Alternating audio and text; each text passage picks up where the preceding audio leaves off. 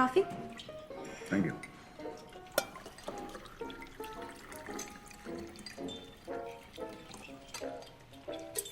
So what brings you guys to the middle of nowhere? We're bank robbers. We're just passing through.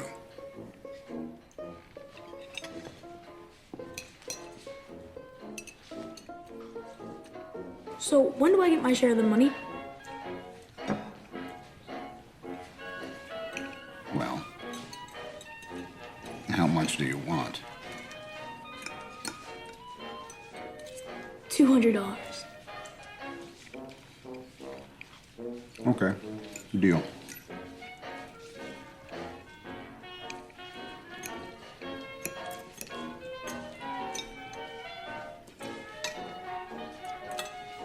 Could I have had more? You'll never know.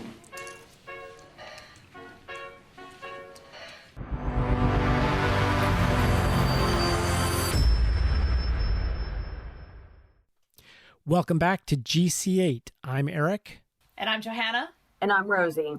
I attended the virtual Sundance Film Festival last weekend and watched about 16 films over the course of 48 hours. It was intense. I now see what a lot of people say about Sundance. It's kind of a mixed bag. I'm sure it would be really fun to see all these things in person. Seeing them virtually, it was all too easy after the first 40 minutes to be like, nope, and then move on to the next thing. So it was a good virtual festival experience, but I am looking forward to seeing some of the winners that I missed, and it'll be interesting to see if they continue this model in the future. I have been setting up new gear. People can't see me on this since it's a podcast, but if you could, you would see there's a new microphone. Gone is my headset microphone, so I no longer look like Karen from accounting. Sorry.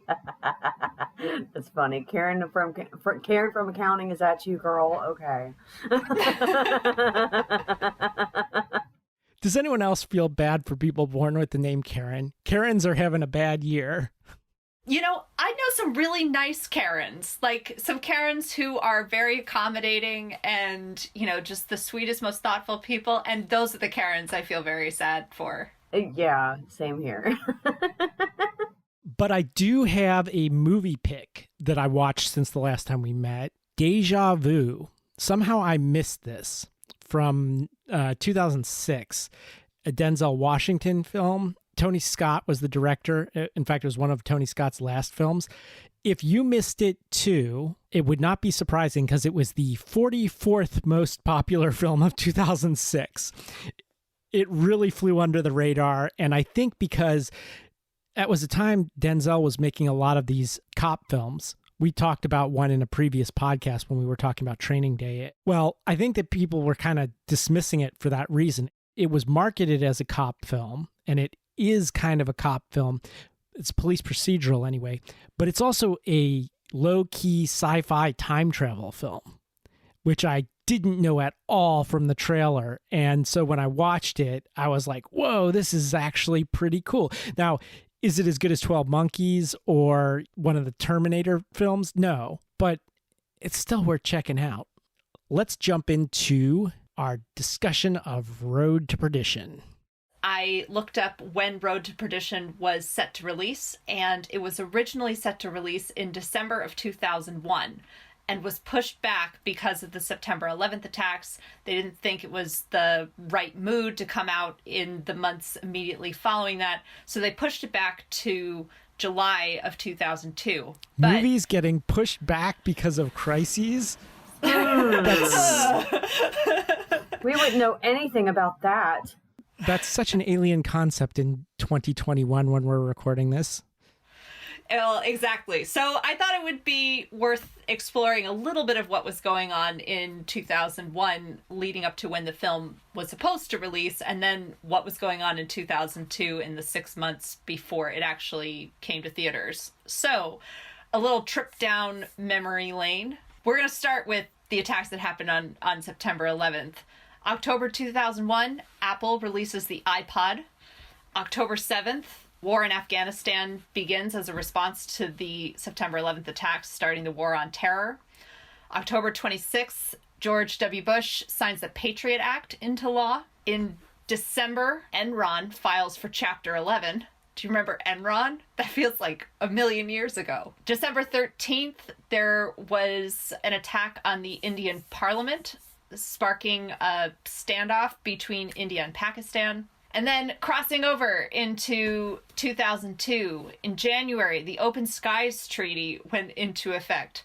I had to look up what this was. As it turns out, we have since left this agreement, but basically it's a aerial surveillance program so that countries in Europe, the United States and Russia can keep track of each other's military activities with these unarmed surveillance flights.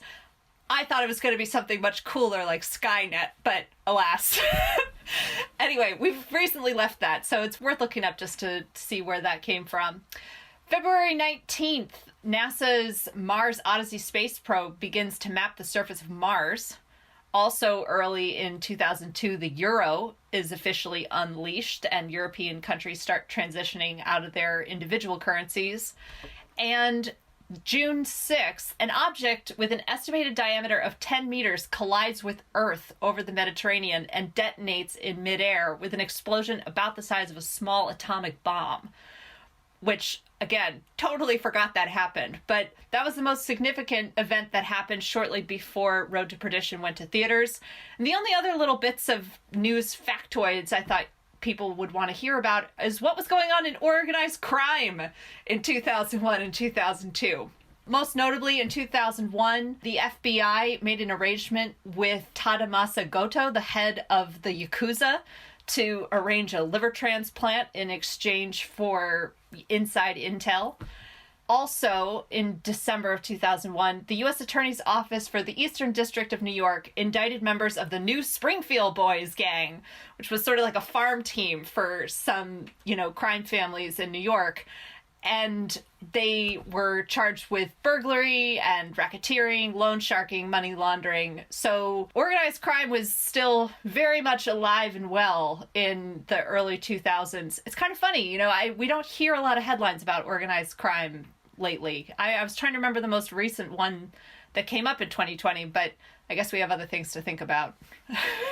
Once again, we have something that was based on a graphic novel. The graphic novel was written by Max Allan Collins, a mystery novelist who grew up reading comics. He frequently cites Chester Gould and Mickey Spillane as being his biggest influences. And his first novel, Bait Money, which came out in 1973, this is a direct quote from him, about a 50-ish bank robber and his young, unlikely accomplice, a comic book collector in his early 20s. A series followed. Nolan and John, I think, around 8 books to date, and all of the entries are filled with comics references, unquote. This was an interview he did in 2002 with CBR.com, a comic book site. This novel caught the attention of the Chicago Tribune Syndicate editor, who was looking for a writer to replace Chester Gould as the writer of Dick Tracy when he retired in 1977 after 46 years of writing the comic strip. Collins got the job replacing him, and that in turn got a gig as the writer of comics and graphic novels. After 15 years on Dick Tracy, he had a clash with one of the editors and was fired, and needing work fast, he accepted the first offer that came along, writing a graphic novel for Paradox Press, which is an imprint of DC Comics.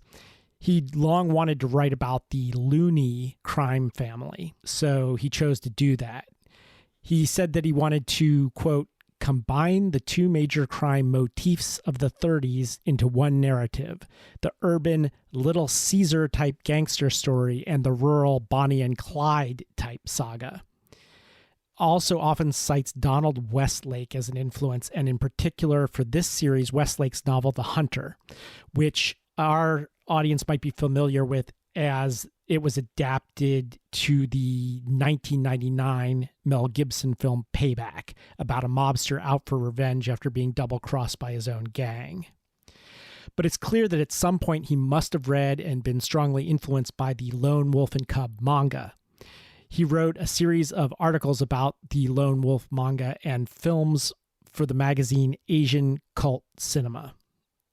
He also wrote a story called Mommy about a girl who discovers that her mother is a psycho killer, and he wanted to do a male variation on that theme. If you remember the flipping of the genders from in Motorpsycho to Faster Pussycat Kill Kill, it's kind of like that.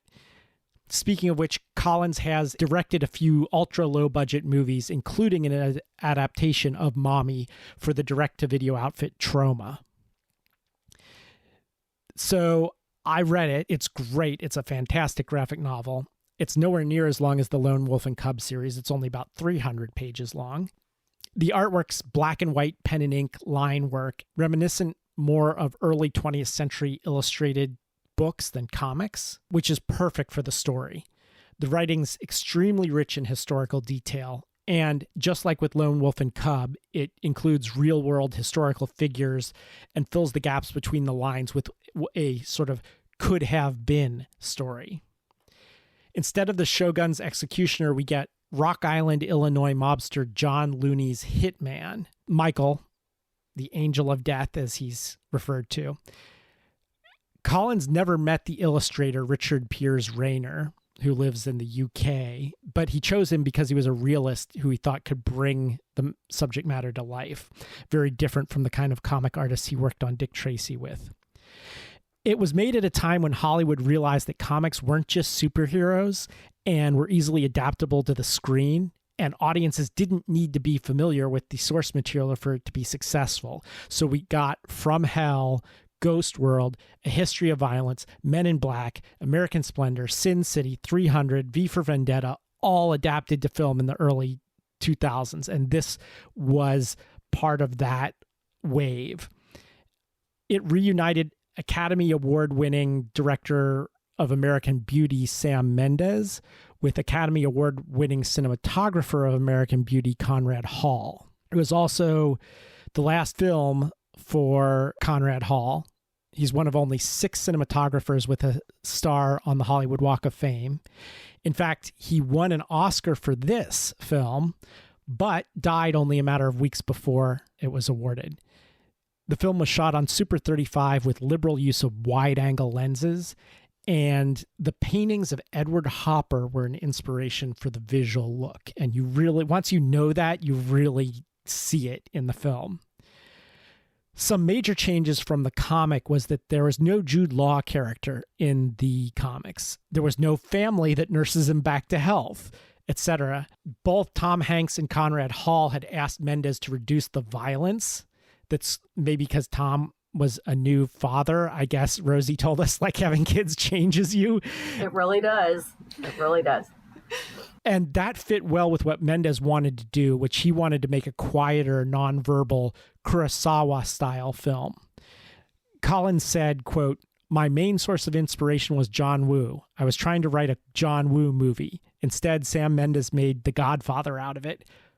But that's cool too." Collins didn't mind the violence being toned down, but he did mind the profanity, which he thought didn't fit his concept of period dialogue. Casting based on the graphic novel, I would have cast Andy Garcia as O'Sullivan. Oh, the character's name was O'Sullivan, and so some of the names slightly changed. One more note, which is that it was also Paul Newman's last film. Oh.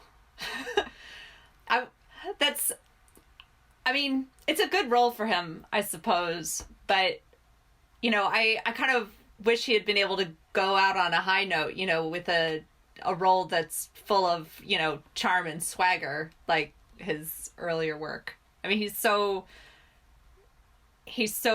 brilliant and charismatic, and in this film, I mean, it's a great performance, but it's not, you know, like, if I were Paul Newman, I would want to be able to, you know, be a sly son of a bitch again.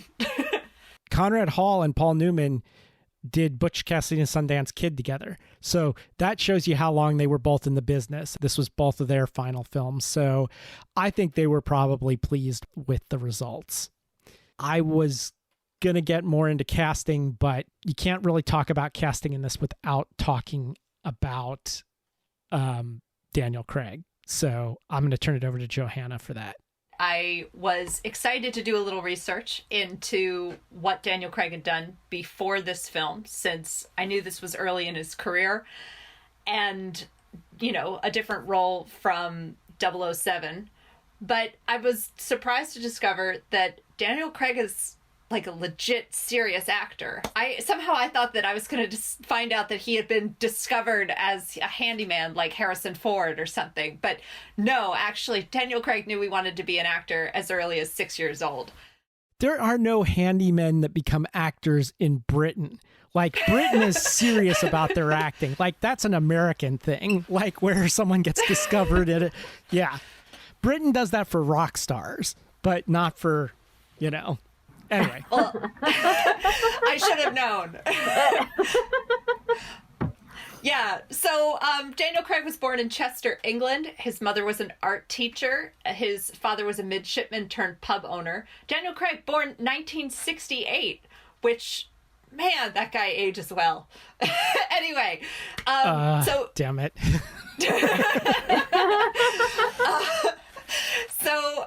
So he started acting as early as 6, but at the age of 16, it became apparent he was very serious about this acting.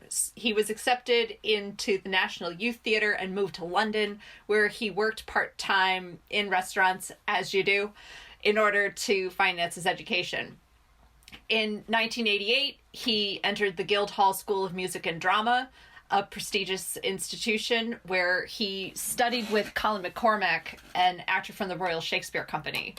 And some of Daniel Craig's early stage roles were in Shakespeare. He played Agamemnon in Troilus and Cressida, which is a very weird play that isn't performed very often. So kind of an interesting start. He also had some early roles in Romeo and Juliet, and that's sort of the foundation of his career. After graduating in 1991, he did a lot of work in television, including, most interestingly, the Young Indiana Jones Chronicles, where he played a Nazi in one episode, and now I have to go find that.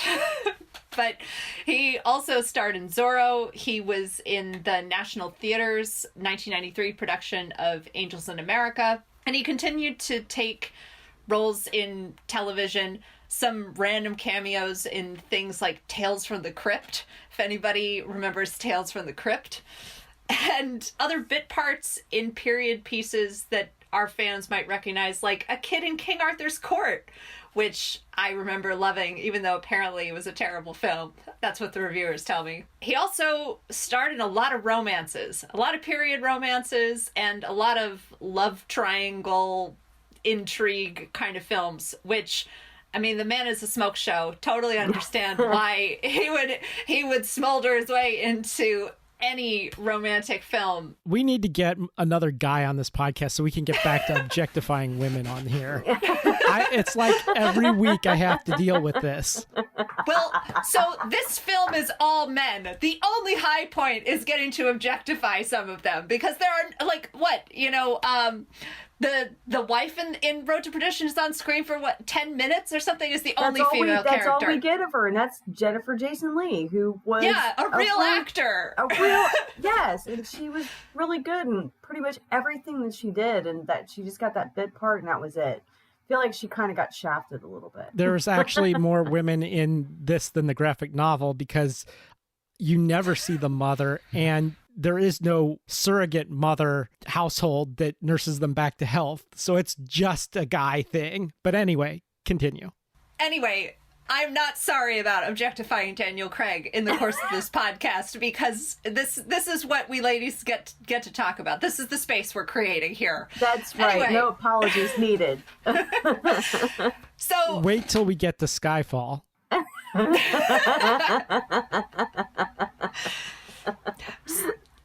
All right, back to Daniel Craig's impressive acting career, which, you know, it stands aside from his beautiful blue eyes and strong jaw and all of that. Anyway, so his breakout film, you could say, is The Trench, which is a World War I drama, followed by a quirky romantic comedy where he plays a schizophrenic ruining his brother's restaurant. And again, this film, some voices I have to see now. It's hard to picture Daniel Craig in a role like this, but He's a great actor. I'm sure it's a very strong performance.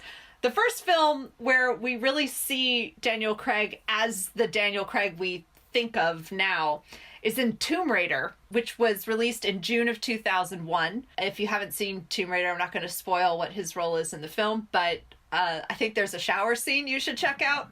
Anyway. Okay. Noted. After that, his next film after Tomb Raider was Road to Perdition. And from there, his career really took off. Other hits that you should see, other than obviously his role as 007, Layer Cake is a really fun. It's kind of like Snatch, but darker. You know, the same kind of quirky, British. It's part of the British neo-noir crime genre that was popular in the early 2000s. Yeah. Yeah, and that, I think, sort of solidified Daniel Craig as this compelling action crime actor who could take on these roles. So, highly recommend Layer Cake. He also starred in Munich. Actually, another interesting role, he was in the film Sylvia, where he played Ted Hughes, the husband of Sylvia Plath, opposite Gwyneth Paltrow. So some really interesting work besides James Bond after Road to Perdition. But I think this film marks sort of the turning point, moving away from television and bit parts into leading man territory. Delving into the year that the movie took place, which it took place in the winter of 1931. A lot went on that year. It was right around the time of the Great Depression, but there were some other cool things that were happening. Ernest Lawrence invented the cyclotron, which was used to accelerate particles to study nuclear physics.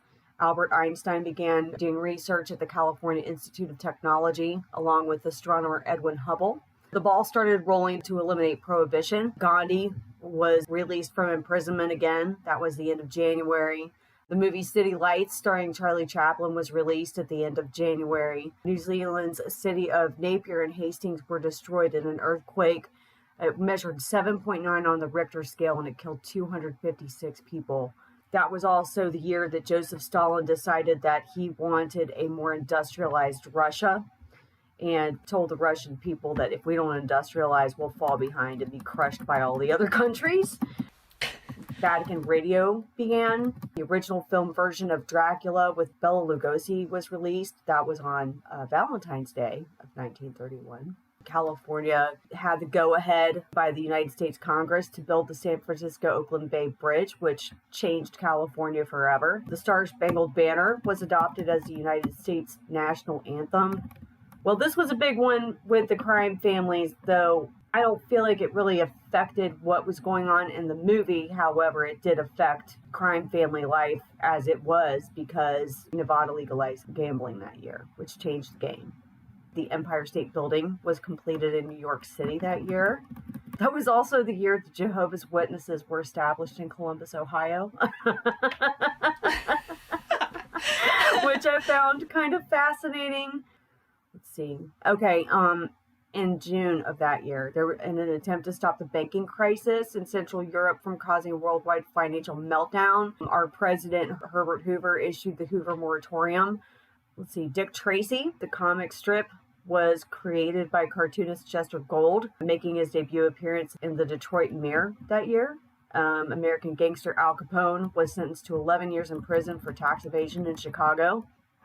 And October 24th, the George Washington Bridge across the Hudson River in the United States was dedicated, and it opened to traffic the following day at 3,500 feet. It nearly doubled the previous record for the longest main span in the world. Let's go right into your reaction to the film. I really loved it, even though it was very sad. You know, as I've mentioned before, it's really hard for me to watch movies where children get killed, but especially if a mother gets killed in front of a child, that really hits me hard. It was relevant to the film, so I understand why it was in there. So, you know, audience, don't get mad at me about that. It's just one of those things that is hard for me to see, but it's relevant to the story, which is a great story. From listening to you, Eric, and the modifications that they made, I'm glad they made the changes that they did for the film. I feel like if they wouldn't have made the changes, the film probably wouldn't have done as well, because it changed the story to be more film friendly at the time, I guess you could say. I did like the story. I liked the character establishment. It was interesting how they handled a child witnessing all of the violence and taking part in the crime during the movie, and how the son kind of adapted to that. Like, okay, this is our lifestyle now. I'm doing this with dad. I'm helping dad out. We're going to get through this, without giving too much of the ending away, which I'm sure we'll discuss later. When the ending did happen, I actually verbally out loud was like, oh no. Literally out loud. Like, my whole family was looking at me like, what? And, because I was pretty much the only one paying attention to the movie at the time and making notes and everything like that. I was like, you can't be serious, gosh, but I did like the fact that they had the farm family that nursed them back to health. I like how, even though the father wasn't there, they still had a wake for his wife when she had passed. Yeah, it was very interesting character development, and it was interesting how Paul Newman's character didn't even hesitate to turn on Mike Sullivan when the time came, in protection for his son, who was a total asswipe. Yes. We have the explicit tag on this, so you can say whatever you want. Well, he was I just don't even have the words for how much of an asshole this guy was. I mean, he was like the epitome of the spoiled brat that didn't get his way, and even though everything was handed to him, he was still going to be jealous anyway, and probably needed a lot of mental health, but they didn't do that back then. I really like this film. It's a little more of a challenging watch. It was originally conceived of as more of an action graphic novel. There's a lot more action. There's stuff that I really wish had made it into the movie that was in the comics. For instance, when Michael goes to visit Frank Nitti, Al Capone's #1 general, at the hotel in Chicago, he finds out that they're not on his side, and he has to fight his way out of the hotel back to the street, which is an amazing action sequence in the comics, and I'm sure they cut it for budgetary reasons and also to tone down the amount of violence. The film does have a ton in common with Lone Wolf and Cub, and I want to get into that. The epigraph at the start of the graphic novel is the words, "You must choose a road for yourself," a quote by Katsuo Koike, the writer of Lone Wolf and Cub. Visually, there's also some similarities. Not only do you have the whole road motif going on, remember that Lone Wolf and Cub was a whole road motif. They said they were on the road to hell. And Perdition, at least in Catholicism, is another place. Despite having gone to Catholic school, I don't really know my Catholic cosmology that well, but much like purgatory and all these other places, it's kind of a hell-like place, right? Perdition. So literally it's in the title, Road to Hell. And also, if you remember, water was a big motif in the Lone Wolf and Cub films. Remember his style, he was even better in the water because that was part of his fighting style. Well, whenever someone's about to die in this, it's on or near water in Road to Perdition. So I'm just fascinated by all of these parallels. Tom Hanks wouldn't have been my first choice for this. As I mentioned, I would have probably chosen Andy Garcia or someone like that, but Tom Hanks, definitely it worked. Another big thing, since I mentioned the Catholicism, is the graphic novel is all about Catholicism. They stop and confess at every Catholic church they come across. Whenever he kills someone, he confesses. And in fact, spoiler for the graphic novel here, and kind of for the film, in the end, the boy who is narrating the story does not end up with a family. He ends up in an orphanage, a Catholic orphanage. And we find out in the very last panel that he has become a priest, and he has written this whole story about his father that he never told anyone before. Again, much like the graphic novels that we've mentioned in the past, I super recommend the graphic novel. It's really worth checking out. Not that the film's not also great. But Johanna, what did you think? I could not stop thinking about Lone Wolf and Cub while I was watching the film. And tracing those parallels, I guess it distracted me a little bit. I'm not sure that I really saw the film without that lens. But some of the things that I found interesting in comparison were thinking about the father-son relationship and how this is different. That in Lone Wolf and Cub, Ito is gonna kill his son if he chooses the ball instead of the sword. And in this one, Sullivan is desperately trying to protect his son from this life and make sure he doesn't choose it. And because of that, it actually sets them up for more danger than if he had said, oh yeah, my son's gonna join the mob just like everybody else. And if it had been clear that his son was gonna be part of this crime family, then the need to kill the son and the witnesses would have maybe not even been a thing. I mean, like, there were just interesting pieces about how Sullivan's determination to keep his family separate from this crime world actually ends up making them vulnerable in a totally different way that puts them in more danger than if they had joined the life. So I'm curious to hear what the two of you think about that piece of it, of whether he should have invited his son to join the crime family after all, the way Ito brings his son into the samurai life. Yeah, I don't think he wanted to do that. One thing that was clear in the movie was that he was afraid his son was going to be just like him. All the way up until the end, he didn't want his son to be like him. He didn't want him to be involved in the crime life like he was. I really feel like he wanted his kid to just grow up and be as normal as possible. You can tell throughout the film, like, they never talked about what he did for a living. They just knew that he worked for Mr. Rooney. And the mom made it clear, like, that's all you need to know. You need to stop asking questions. And I think that neither one of them wanted him to grow up in the gangster life, but Mike was there to provide a living for his family, which, let's be honest, it was during the Great Depression and jobs were scarce and he had money and he was still able to provide for his family when other families were struggling. This is another big difference between the comic and the movie. In the movie, young Michael Jr. never kills anyone. In the comic, it's much more like Lone Wolf and Cub. They are partners. And although Michael doesn't want his son to be like him, he doesn't actively dissuade him from killing.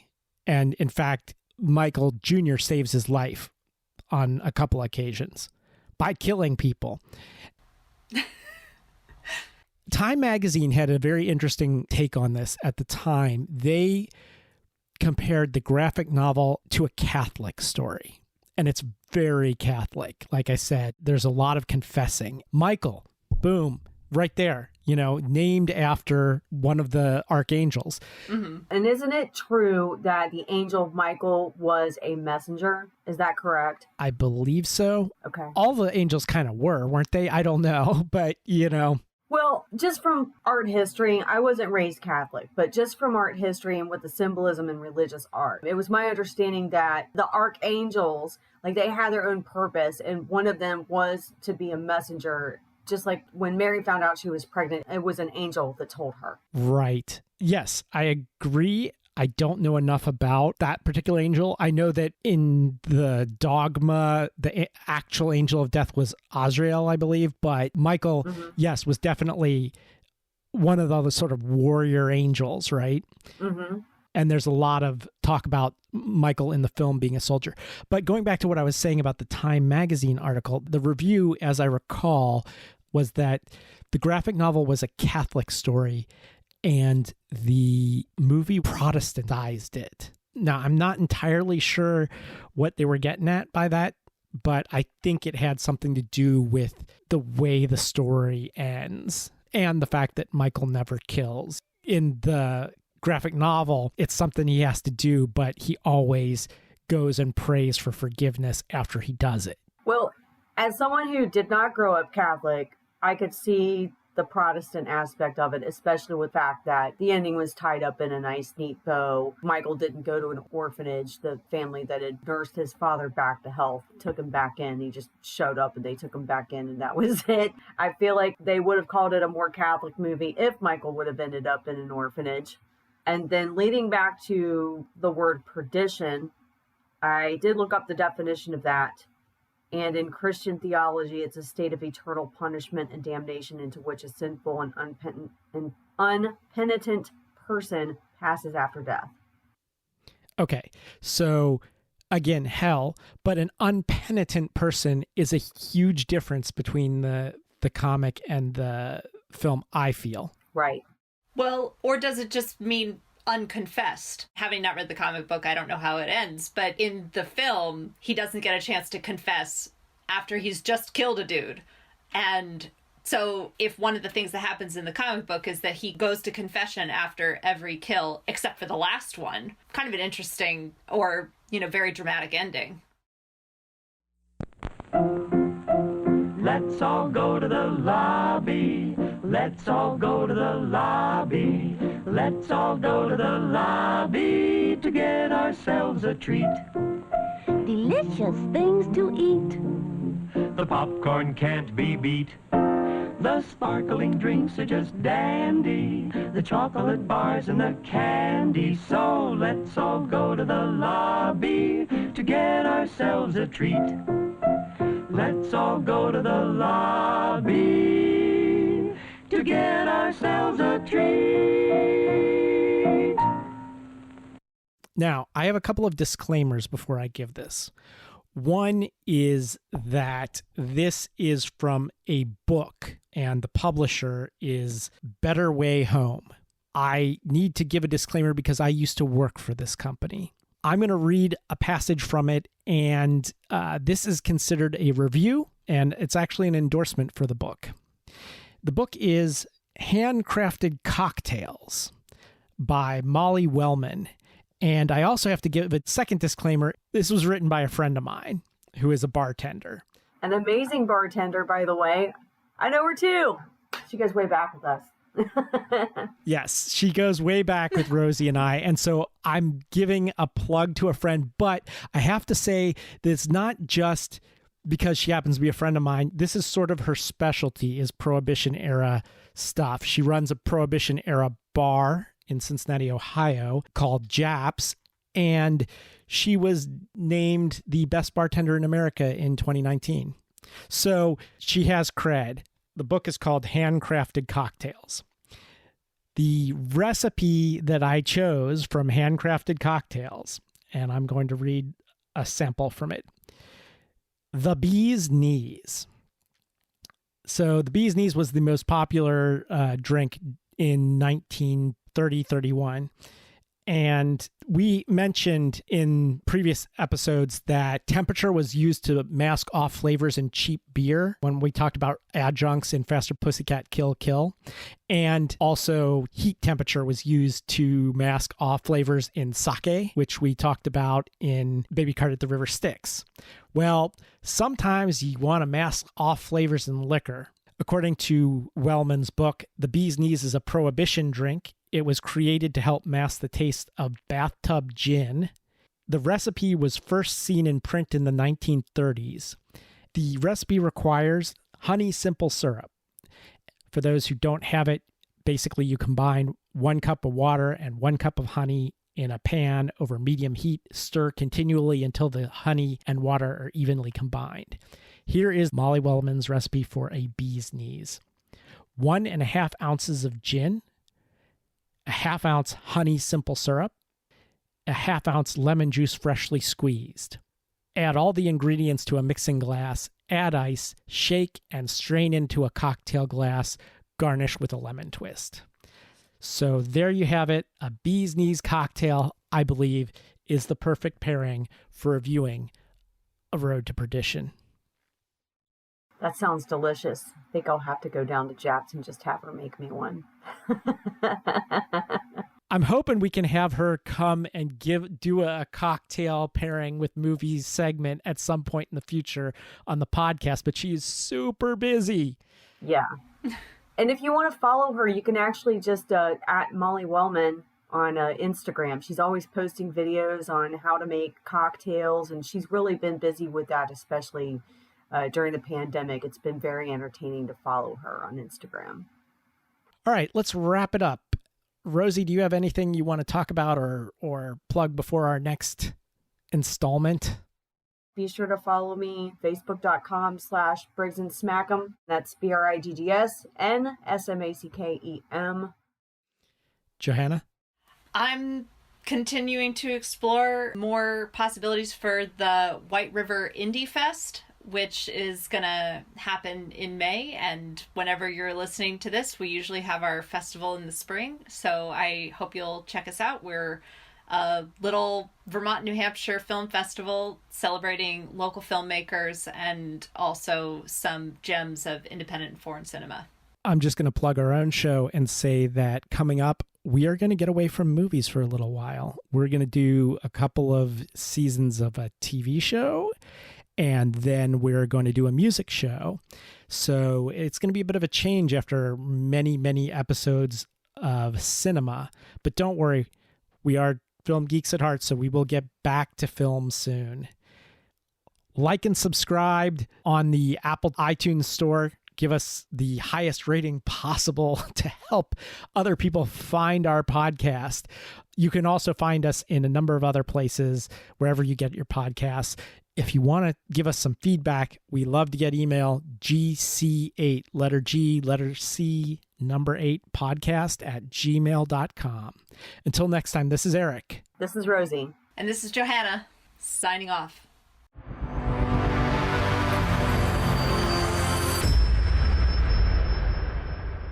So many films, so little time. That's so very true.